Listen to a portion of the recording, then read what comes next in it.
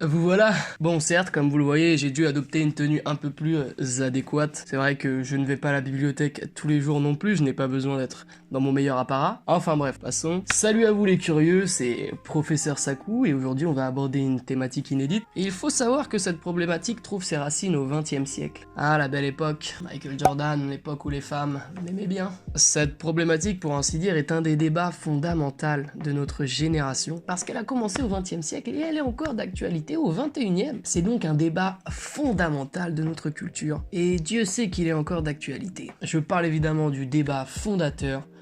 Pourquoi personne n'aime les Jordan 1 Mid? Bon, ok, là j'ai été un petit peu excessif, mais bon, il y a quand même une tendance qui se dégage sur notamment Twitter et Reddit aussi où j'ai été chercher.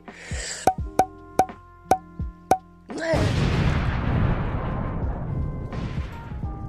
Quand même, ouais. Enfin, mettons fin à cette haine cumulée et ces propos litigieux. Nous allons nous intéresser aux différents points qui sont avancés par ces gens qui dénigrent la Jordan 1 Mid. Et nous allons tout simplement démêler le vrai du faux. Donc on va aller chercher des réponses à nos questions. Et voir si Jordan du 91 a raison quand il se moque éperdument de la Jordan 1 Mid au profit de la height. Enfin, allons-y, cassons les murs, let's go.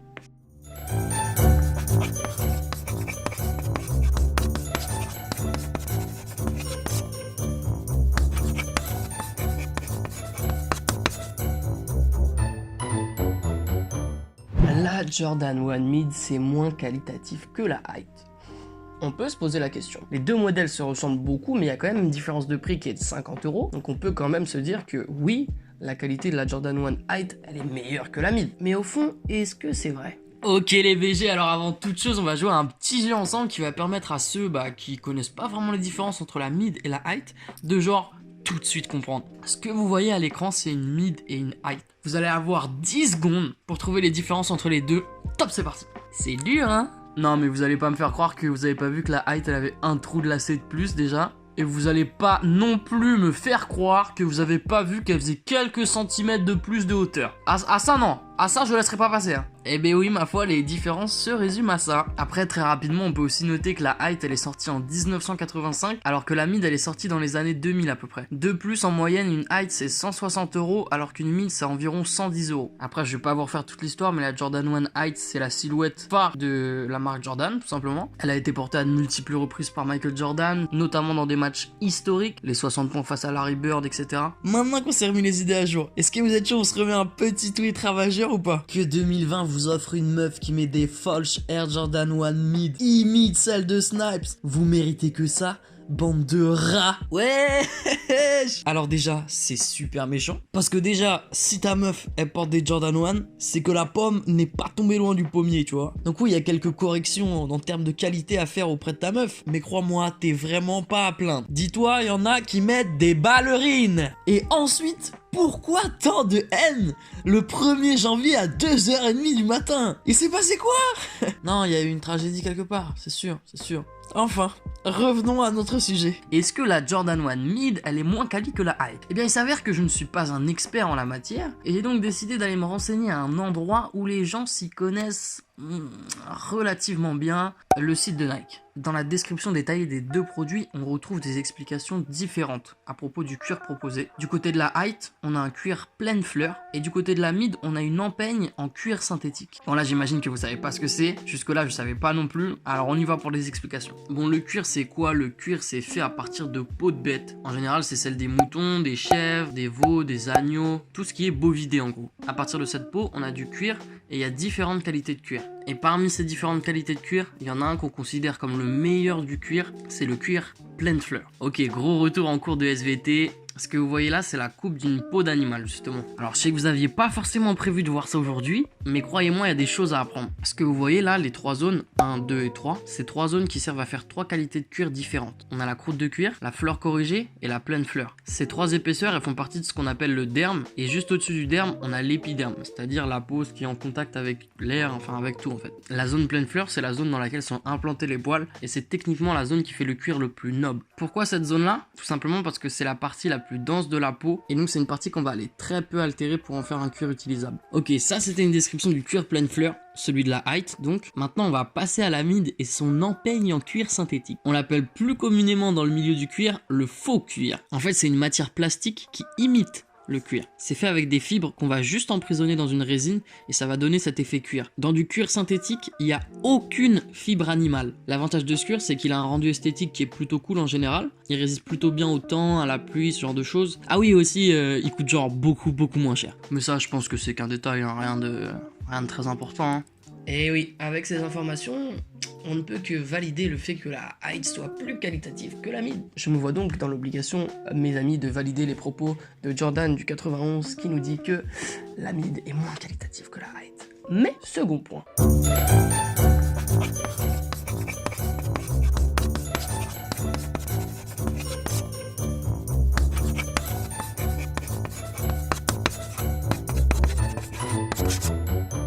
S'il saute par la fenêtre, est-ce que toi aussi tu sautes? Vous ne comprenez peut-être pas forcément ce chapitre, je vais vous expliquer plus en détail. Ici, je vais tenter d'aborder un des éléments qui, pour moi, a été fondamental dans le fait qu'il y a eu cette espèce de mythe qui s'est créé autour du fait que la Height est mieux que la mid. J'ai pour avis que ce mythe a aussi beaucoup bénéficié d'un élément psychologique. Cet élément psychologique, ça s'appelle le conformisme. Pour illustrer mes propos, je vais vous présenter une expérience qui s'appelle l'expérience de H. C'est une expérience qui a été réalisée il y a plusieurs années et qui met justement en avant ce principe du conformisme. C'est une expérience psychologique qui a été réalisée par des professionnels et qui, pour moi, trouve complètement sa place dans ma théorie. Je m'explique. En gros, on a un mec qui est piégé avec tout un groupe de personnes autour de lui. On va montrer à ce groupe de personnes des feuilles avec une ligne à gauche et 3 lignes à droite. La mission qui est donnée aux gens, c'est de dire quelle est la ligne parmi les 3 à droite qui fait la même taille que celle à gauche. Donc là, le mec qui est piégé, c'est celui qui est en blanc, celui qui est à gauche de François Damiens. Vous les terminez comme ces poulets? En fait, ce qui va se passer, c'est qu'ils vont donner chacun leur tour leur propre réponse. Au début, chacun dit la vérité, jusqu'à un certain point, et c'est là où ça nous intéresse. En gros, à partir d'un certain point, les gens devant notre mec en blanc vont se mettre à mentir. Ils vont tous d'un commun accord voter pour une ligne qui n'est pas la bonne, ça se voit. Elle est plus longue que la ligne de gauche, mais ils vont tous se mettre d'accord sur celle-là. Et comment il va réagir, notre mec en blanc? Eh ben, il va dire la même chose qu'eux, alors qu'il sait très bien que c'est pas la bonne réponse. L'expérience, elle a montré que c'était dû à un problème de conformisme, c'est-à-dire que le groupe a une influence sur toi, dans le sens où en étant le seul à donner une réponse différente de l'ensemble du groupe, tu vas te sentir mal à l'aise, pas à ta place ou pas accepté par le groupe. Techniquement, l'individu, il va subir une distorsion de la réalité, et malgré qu'il sache qu'il a raison, il va penser et même être convaincu que c'est les autres qui ont raison. Donc il va se donner tort tout seul. Bon, ça, c'est le côté expérimental. Maintenant, essayons d'appliquer ça à la sneakers. Imaginons que notre mec en blanc, il s'appelle Hugo, il kiffe les sneakers, il a été à un concert de Travis Scott, il a des posters de Lompal dans sa chambre et il porte des Air Max 97. Imaginons donc que Hugo, il est passé au courir de chez lui il y a quelques temps et il a trouvé une paire de Jordan 1 Mid, il a kiffé, il a acheté direct et il les porte tout le temps. Les individus qui sont dans l'expérience autour de lui, on va imaginer que c'est des gens qui sont a priori calés dans la sneakers, qui ont des photos de profil avec des Jordan Travis Scott, des Sean Wotherspoon, ce genre de choses. Donc qui visuellement ont l'air calés. L'effet du conformisme, on pourrait le retrouver dans ce cas-là sur Twitter par exemple. Imaginons il y a un débat où il est demandé les Jordan 1 Mid, vous trouvez ça cool ou pas? Hugo il kiffe les mid, mais il suffit qu'il aille checker les commentaires, qu'il voit une cinquantaine de mecs qui ont des airs de sneakerhead sur leur photo de profil, et ça va aller très vite dans sa tête. Il va faire comme tout le monde, il va lâcher son commentaire en disant les mid c'est pour les gens qui connaissent rien en sneakers, etc. Et il va continuer à le dire encore et encore et encore, tout simplement pour qu'il puisse se sentir en appartenance avec le groupe des gens qui aiment la sneakers. Et je pense que cet effet il a encore plus son importance dans la sneakers, où entre guillemets c'est pas facile d'avoir une reconnaissance dans ce groupe. Donc quand t'es un petit nouveau, tu vas essayer d'utiliser tous les arguments que tu peux pour avoir l'air d'un mec calé en sneakers. Est-ce que c'est grave? Pas vraiment. Je pense que c'est surtout un truc qui va toucher les jeunes, à savoir que la communauté sneakers elle est remplie de jeunes. Après, il suffit de savoir prendre suffisamment de recul, se faire son propre avis sur les produits et pas avoir honte d'avoir un avis qui est différent des autres. Moi par exemple, la mid ne me pose aucun problème et je sais que la plupart des gens qui sont vraiment calés en sneakers, ils ont strictement aucun problème avec la mid. Intéressant, n'est-ce pas? Voilà, pour moi c'est très simplement de cette manière qu'on peut en arriver avec quelque chose qui n'a pas de fondement à en faire un mythe qui a l'air fondé. Faites-en ce que vous voulez bien sûr, mais pour moi c'est quand même un des points qui fait que les Jordan 1 Mid subissent un peu une dénigration par rapport au Jordan 1 Hype. Et là on est quand même sur un point qui n'a aucun fondement matériel, hype ou des choses comme ça. Ça se passe vraiment juste ici. Enfin, quoi qu'il en soit, ça reste super intéressant d'appliquer un peu de psychologie à notre culture. Et ma foi, passons à la problématique suivante.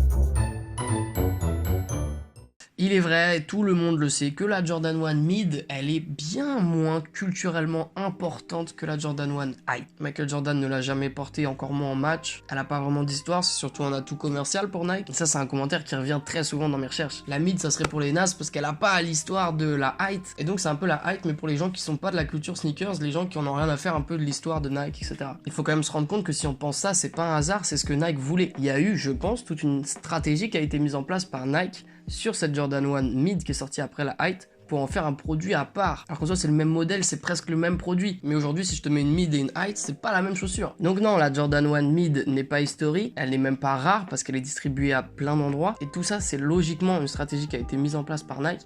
Et on peut quand même s'attarder un peu plus dessus. Bon, si on parle historique, ça va effectivement être compliqué de faire mieux que la Height. La paire fait son apparition en 1985, designée par Peter Moore. C'est notamment ce mec qui a créé le logo de la Jordan 1. Vous savez là, le logo avec la balle et les ailes là. Ah oui, et accessoirement, c'est aussi lui qui était au cœur du lancement de la gamme Equipment d'Adidas quelques années plus tard. L'histoire raconte qu'il aurait imaginé le logo dans un avion en voyant un enfant qui avait sur lui des imitations d'ailes de pilote de la compagnie aérienne. C'est un peu chelou je trouve, mais on sait jamais. Bref, cette paire c'est une gigantesque soupe historique. Michael Jordan il a commencé à les porter à une époque où les seules paires autorisées sur le terrain c'était des paires blanches. Du coup chaque match où il portait une Jordan 1 qui était pas blanche, il mangeait une amende. Ah, vous trouvez ça relou? Bah en vrai si c'est tonton Nike qui s'occupe de payer tout ça, c'est un peu moins relou. Ouais, parce que Nike avait tout simplement décidé de lui financer chaque amende qui concernerait ses chaussures sur le terrain. Après ça, il y a eu son match de 63 points face à Larry Bird où il portait une Jordan 1, le fameux dunk contest qu'il a remporté avec une Jordan 1 aussi. Ça fait beaucoup de moments historiques. Pour ce qui est de la mid, niveau historique, ça donne à peu près ça. Ne vous y trompez pas, c'est voulu par Nike. Je pense qu'ils étaient tout à fait capables de créer au moins une petite histoire autour de la mid, c'était juste pas dans les plans. À aucun moment, ils ont voulu la rendre rare. À quoi ça aurait servi? Ils auraient juste eu une Jordan 1 Junior qui se serait jamais vendue parce que la Height aurait toujours eu plus d'histoire que celle-ci. Là, ils se sont pas du tout concentrés sur le changement de design, je pense que ça on l'avait tous remarqué, mais plutôt sur le changement de cible. La paire elle s'adresse pas aux mêmes personnes que la Height. Et pour ce faire, ils ont utilisé une recette. Quelle est donc cette recette? On commence par baisser le prix de 50 €. Le résultat, c'est une paire qui devient accessible à la classe moyenne, c'est-à-dire qu'à peu près n'importe quel ménage devient capable d'acheter une paire de Jordan 1 Mid. Et ça tombe bien parce qu'on va aussi changer le système de distribution pour atteindre ce genre de ménage. La paire, elle est distribuée dans des revendeurs populaires et déjà implantée dans l'ensemble de la France, notamment dans des zones rurales où Nike n'est pas forcément implanté. Foot Locker, Courir, Go Sport, JD Sport, Decathlon même, la paire est partout. Le résultat, il est idéal pour Nike, ça fait une paire qui est de plus en plus portée et qui gagne en popularité. Pourquoi? Parce qu'on la voit partout, que tu sois à Paris ou n'importe où dans la France, quand tu vas au collège, au lycée, n'importe où, tu vois des gens qui portent la paire et tu apprends à l'apprécier. Pour vous faire un petit parallèle plus d'actualité, ça me fait penser à la Nike Zoom 2K qui est sortie d'on ne sait où cette année et qui a marché d'enfer. Et bah le modèle marketing c'est le même, elle est apparue chez tous les revendeurs de Nike sans que Nike ait besoin de faire aucune pub sur le modèle. Si tu cherches une pub sur YouTube, tu vas pas trouver. Je suis même pas sûr que Nike la propose en magasin. La mid c'était pareil, c'est-à-dire que 10-20 ans plus tard, le même modèle marketing marche encore et Nike tire dessus et c'est normal. Qui ne tirerait pas dessus? Pas besoin de faire de pub, pas besoin de faire de promotion en tout genre, il y a juste besoin d'envoyer la paire chez des revendeurs. Donc les coûts sont super légers, c'est genre un coup de génie. Bref, tout ça pour dire que la Jordan 1 Mid comme la Zoom 2K deviennent des paires que Nike vend en masse et tout ça sans faire de publicité sur la paire. On garde le budget publicité pour les nouvelles sorties qui sont prévues pour la Jordan 1 Height qui elle a besoin d'être entretenue et mise en avant à travers ce genre de promotion parce qu'on veut créer une histoire autour d'elle et autour des nouveaux coloris, etc. Sincèrement, c'est un truc qui m'impressionne et c'est sûrement un des moves marketing qui, du côté de Nike, m'a le plus impressionné jusqu'ici. Ma foi, en conclusion, je pense même que si on était dans un monde parallèle et que Jordan joue encore au basket, s'il avait voulu porter la mid en match, Nike aurait dit oh bah va te faire enculer hein. Et ça c'est vraiment un coup de génie de Nike d'avoir réussi à différencier deux produits qui sont les mêmes et avoir donné une identité complètement différente, qui fait qu'ils ont pu marketer différemment deux produits qui sont au fond les mêmes. C'est une même silhouette qui a marché et qui marche d'enfer en fait, mais ils les ont marketés totalement différents et du coup ils ont pu faire une plus-value différente en s'appuyant sur différents avantages sur les deux produits. Et ça quand même hein, c'est balèze hein. Enfin je propose qu'on s'attarde maintenant un petit peu sur quelque chose un chouïa plus d'actualité.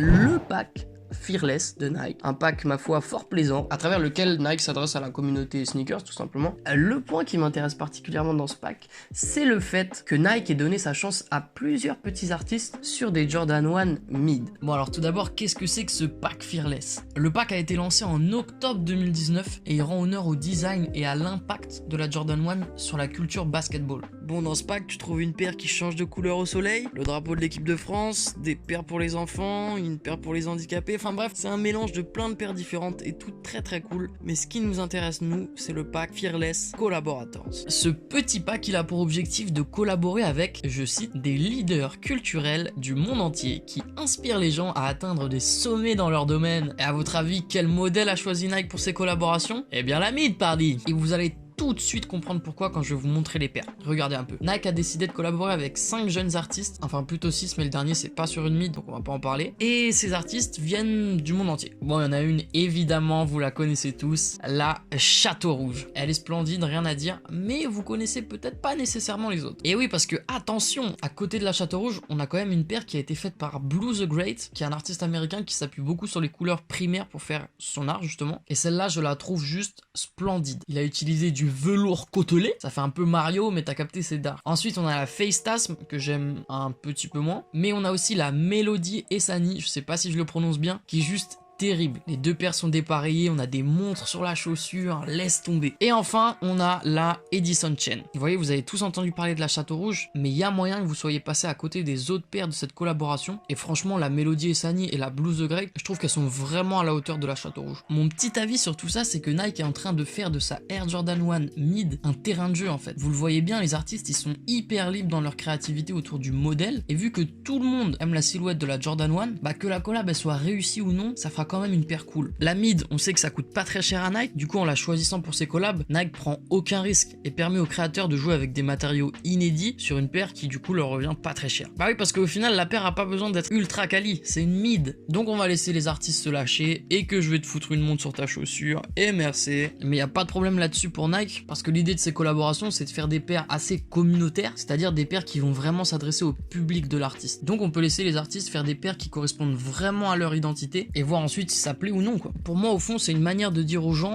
à petite échelle pour l'instant, regardez ce qu'on peut faire avec des mids. Un délire un peu tu critiques mais tu cliques. Je pense qu'aujourd'hui pour Nike ça reste de l'ordre du test, mais je mettrais bien un billet sur le fait que c'est loin d'être la dernière collab avec des jeunes artistes sur des mids. Eh bien, j'en ai la gorge sèche ma foi. C'est ici que prend fin cette vidéo qui vous a, je l'espère, apporté beaucoup de connaissances. Si cela vous a plu, n'hésitez pas à me dire en commentaire sur quelle autre problématique on pourrait passer quelques minutes. Enfin, n'hésitez pas non plus à vous abonner, à lâcher un like. Ah, mais comment ils font déjà les jeunes pour dire au revoir sur YouTube? Ah mais si, j'ai vu une vidéo la dernière fois. C'était quoi déjà? Machino TV? Carlito TV? Attends, je crois qu'il faisait quelque chose comme... Brrr, si mais allez BG, à la prochaine, on est ensemble. Pat.